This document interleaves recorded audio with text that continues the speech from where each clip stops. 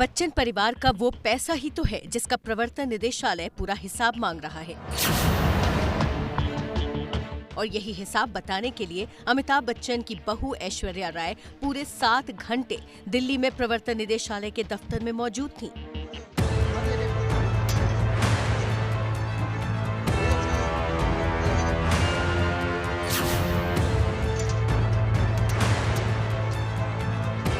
तस्वीरें सोमवार शाम करीब 7:30 बजे की हैं, जब भीड़ के बिल्कुल बीच में काले रंग का कोट पहने ऐश्वर्या मौजूद थी। आंखों पर काला चश्मा था और चेहरे पर काले रंग का मास्क। दोपहर करीब 12:30 बजे के बाद ऐश्वर्या ईडी के दफ्तर पहुंची थी और शाम को जब बाहर निकली तो पूरे देश का मीडिया वहां मौजूद था।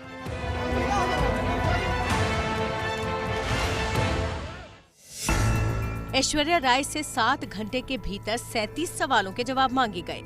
ऐश्वर्या से प्रवर्तन निदेशालय के 4 अधिकारी पूछताछ कर रहे थे, जिसमें 3 महिला अधिकारी थीं और 1 पुरुष। ऐश्वर्या से सवालों के जवाब लिखित में मांगे गए थे और जवाब लिखने के लिए ईडी के एक अधिकारी ने उनकी मदद की थी। लेकिन आगे की खबर ये है कि ऐश्वर्या ने जो बयान दिए हैं, उसके आधार पर ईडी उनके पति अभिषेक बच्चन को पूछताछ के लिए बुला सकता है। ऐश्वर्या राय बच्चन का नाम पनामा पेपर लीक के दौरान सामने आया था। चंद सेकंड्स के अंदर आपको बता देते हैं कि पनामा पेपर लीक है क्या। मध्य अमेरिका का एक बहुत छोटा देश है जिसका नाम पनामा है। पनामा में एक लॉ फर्म है जिसका नाम है मोज़ेक फोंसेका। साल 2013 में मोज़ेक फोंसेका कंपनी का सर्वर हैक हो गया था, जिसके बाद कंपनी का सारा डेटा लीक हो गया। इंटरनेशनल पत्रकारों के एक ग्रुप ने लीक हुए डेटा को खंगाला। डेटा से पता चला कि कंपनी ने दुनिया भर में बड़े बड़े लोगों को टैक्स बचाने और काले धन को सफेद करने में मदद की है।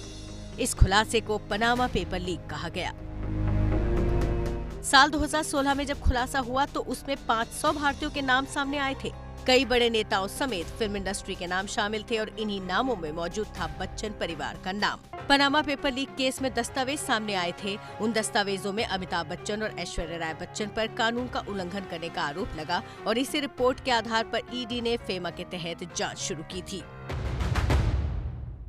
इस मामले में रिजर्व बैंक ऑफ इंडिया की एक गोपनीय रिपोर्ट जो ईडी को मिली थी, उसमें बताया गया था कि साल 2007 से साल 2013-14 तक अमिताभ बच्चन अनेक बार कई बड़ी रकमें लेकर विदेश गए, जबकि नियमों के मुताबिक उस समय कोई भी शख्स एक साल में $2 लाख तक की रकम लेकर विदेश जा सकता था।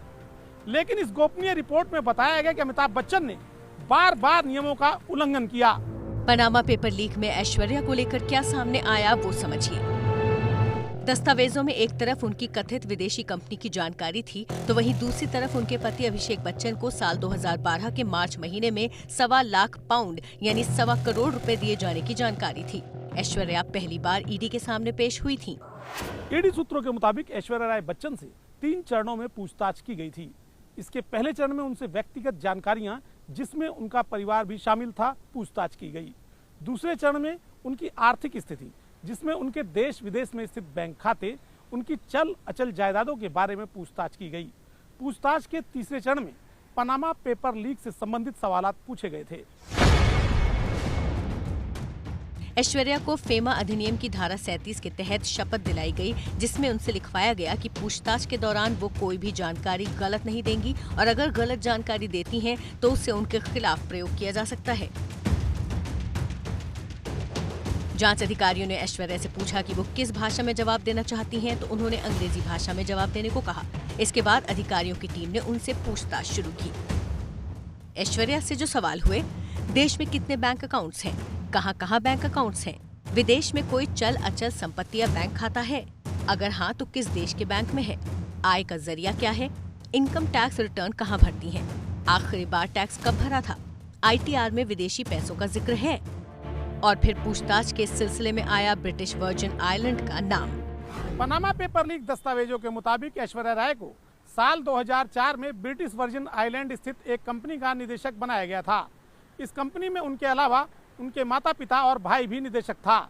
लेकिन दिलचस्प यह है कि साल 2005 में उन्हें निदेशक की जगह शेयर होल्डर बना दिया गया और इसके बाद साल 2008 में ये कंपनी ही बंद हो गई। अब प्रवर्तन निदेशालय जानना चाहता है कि इस कंपनी की आय का मुख्य स्रोत क्या था, इस कंपनी में पैसा कहां से लगाया गया था। यही कारण है कि ऐश्वर्या राय बच्चन से इस बाबत भी सवाल जवाब किए गए। ईडी ने ऐश्वर्या से पूछा कि ब्रिटिश वर्जिन आइलैंड की किस कंपनी में निदेशक थी, कंपनी से संबंधित दस्तावेज कहाँ हैं, 2005 में कंपनी के निदेशक से शेयर होल्डर क्यों बनी, निदेशक से शेयर होल्डर बनने का क्या फायदा हुआ, कंपनी के पैसों का सोर्स क्या था। जानकारी के मुताबिक इन सारे सवालों का जवाब ऐश्वर्या राय लिख कर दे रही थी,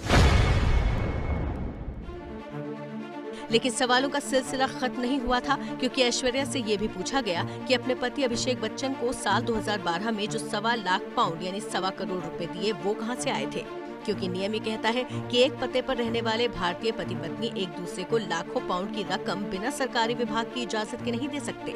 ईडी ने ऐश्वर्या से पूछा, अभिषेक को दिए पैसों का सोर्स क्या था, क्या वो पैसा किसी विदेशी प्रोग्राम की कमाई थी, क्या रिजर्व बैंक ऑफ इंडिया से इजाजत ली गई थी, साल 2011-12 में कब और कहां विदेश यात्रा की। सूत्रों के मुताबिक अपने जवाबों के दौरान ऐश्वर्या राय बच्चन ने ईडी अधिकारियों को बताया कि जिस विदेशी कंपनी की बाबत उससे पूछताछ की जा रही है उसके बारे में उसके पिता ही जानते थे, वो उन्हीं की कंपनी थी और साल 2017 में उनकी मौत हो चुकी है। कुछ सवालों के जवाब में ऐश्वर्या ने कहा कि वो इस बारे में नहीं जानती, लेकिन अपने सीए से पूछकर जवाब दे देंगी, जबकि कुछ सवालों के जवाब में वो झिझक भरे अंदाज में अधिकारियों की तरफ देखती रहीं। सूत्रों ने बताया कि जवाबों को लिखने में मदद के लिए ईडी के एक कर्मी को ऐश्वर्या की मदद के लिए लगाया गया और सबसे अंत में ऐश्वर्या ने हर पेज को पढ़ा और फिर उस पर अपने हस्ताक्षर किए। इधर जिस वक्त ऐश्वर्या राय से ईडी दफ्तर में पूछताछ हो रही थी, उसी दौरान जया बच्चन राज्यसभा में आबाक हो बैठी। What is going on? What is going on? This is terrible. Jaya Bachchan ने सरकार को बुरे दिन आने की बात कही। देखिए, आपके बुरे दिन बहुत जल्द आने वाले हैं। बहुत जल्दी आने वाले हैं। जया बच्चन के इस क्रोध को उनकी बहू से हुई पूछताछ के साथ जोड़ा जा रहा है। हालांकि सदन में जया बच्चन ने इस मामले पर एक शब्द भी नहीं कहा और आज एबीपी न्यूज से बात करते हुए ये भी बताया कि उनको आखिर गुस्सा क्यों आया था। आप ये कह रहे हैं कि सदन में जो सत्ता पक्ष की तरफ से कुछ टिप्पणियां की गई, उसकी वजह से गुस्सा आ गया था क्या? उनके एटीट्यूड से, उनके बर्ताव से हम, और फ्रस्ट्रेशन ये है कि हम जस्टिस किससे मांग रहे हैं, जो अनफेयर और अनजस्ट लोग हैं तो उनसे हम जस्टिस मांग रहे हैं। महत्वपूर्ण मुद्दों पर भी चर्चा नहीं हो पा रही है। बिल्कुल नहीं हो रही है, कहाँ हो रही है, और हर एक चीज बिल पास कर रहे हैं, ऑपोजिशन हाउस में नहीं है। इसका मतलब आपने ऑपोजिशन को बिल्कुल जीरो कर दिया। उधर ऐश्वर्या से ईडी की पूछताछ के बाद अमिताभ बच्चन का एक ट्वीट भी सुर्खियों में है। ऐश्वर्या से पूछताछ शुरू होने के करीब 1.5 घंटे पहले अमिताभ ने ट्वीट में लिखा, भरोसा एक ऐसी चीज है जिसके टूटने पर कोई आवाज तो नहीं आती, लेकिन उसकी गूंज जीवन भर सुनाई देती है। पनामा पेपर लीक कांड की जांच साल 2017 में शुरू हुई थी और जांच शुरू होने के 4 साल बाद ऐश्वर्या को पूछताछ के लिए ईडी दफ्तर बुलाया गया। यूपी चुनाव सिर पर है और अब विरोधी ऐश्वर्या से पूछताछ की टाइमिंग पर सवाल उठा रहे हैं। उन पे पर्सनल अटैक्स हुए हैं, रातों रात कोई ईडी नोटिस आ जाते हैं उनके परिवारजनों पे, तो उसी से स्पष्ट होता है ना कि अब वो जैसी आवाज़ उठाती हैं पार्लियामेंट पे, उन पे ऐसी टिप्पणियां करने लगते हैं। तो पर्सनली अटैक करना, आप उनके ETID का हथकंडे का इस्तेमाल करना, एक इनसिक्योर, एक शेमलेस गवर्नमेंट जो डेमोक्रेसी में नहीं बिलीव करती है, लोगों की आवाज़ दबाने का काम करती है, उसका एक परिणाम और एग्जाम्पल। लेकिन सर कि जया बच्चन जी समाजवादी पार्टी की के संसद सदस्य हैं। उत्तर प्रदेश में जिस तरह से चीजें हो रही हैं, और पनामा लीक का मामला कोई नया नहीं, और बहुत सारे नाम हैं। सिलेक्टिव जिस तरह से नोटिस दी गई, पूछताछ की गई, तो निश्चित रूप से सवाल खड़े हो रहे हैं। कहीं राजनीति से प्रेरित तो नहीं, टाइमिंग पे सवाल निश्चित रूप से उठाया जा रहा है। टाइमिंग पर भले ही सवाल हो रहे हों, लेकिन ना तो मामला नया है और न ही जांच और पूछताछ। अभी तक की जांच और पूछताछ से साफ जाहिर होता है कि आने वाले दिनों में बच्चन परिवार की मुश्किलें कम होने वाली नहीं हैं और उन्हें जांच एजेंसियों की पूछताछ से दो चार होना पड़ सकता है। साथ ही ईडी यदि उनके जवाबों से संतुष्ट नहीं हुआ तो इस बारे में अपना कंप्लेंट केस यानी कानूनी भाषा में अपना आरोप पत्र ईडी के सक्षम प्राधिकारियों के सामने पेश कर सकता है, जहां सुनवाई के दौरान उन पर जुर्माना भी लगाया जा सकता है।